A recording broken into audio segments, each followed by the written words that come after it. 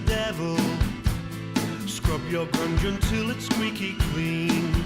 So, well, I'll start with asking Steve, can you remember the first thing you came in here to record, and what year was that?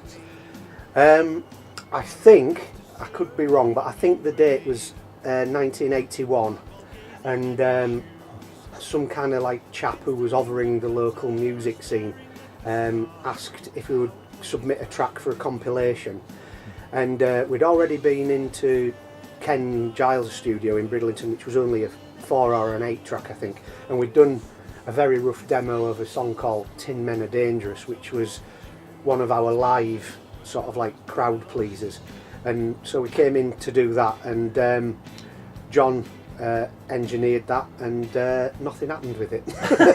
Job of easy listening, believe in the diva disco queen. Our first thing when we came into Fairview, we were just in total awe, not of the beautiful monitors, the desk, the outboard equipment, it was the percussion box. And we actually, on each verse, we built each verse using a different percussion instrument, culminating with the now infamous Fairview bean.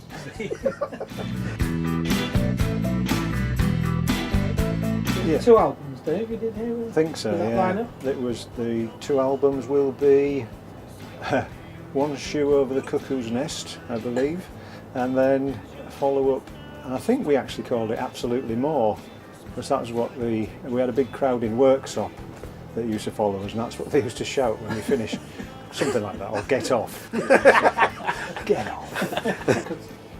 You've been here with other bands, haven't you, John? Yeah, I think the first time I probably recorded here would be either 90 or 91. I'm not sure if I did any stuff with Mark Worry here, but obviously all the work, all the stuff we did with the Brontes demos. Yeah. And another ill-fated album Yes. by another East Yorkshire failure.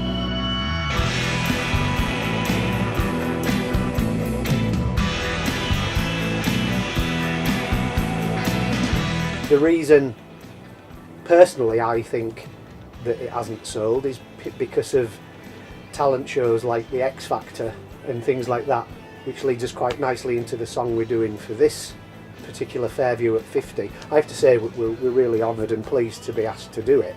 So we've written a new song called It's Music But Not As We Know It. It's really about Simon Cowell's sanitisation of the music industry, and I think an album that is singing the praises of real bands coming into a real studio with analogue equipment is the complete antithesis to what Simon Cowell's all about. So our flop album No Country for Old Men brings us quite nicely to the current recording, I think. So which will no doubt be the death knell for this.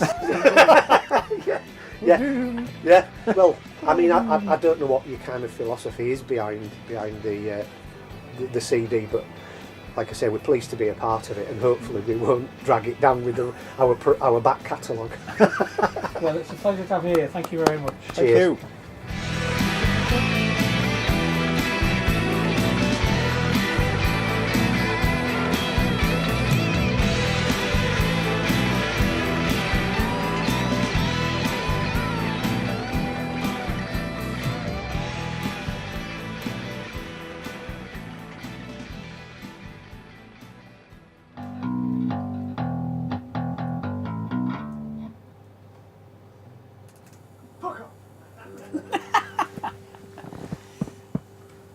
God, we don't get any more mature, do we?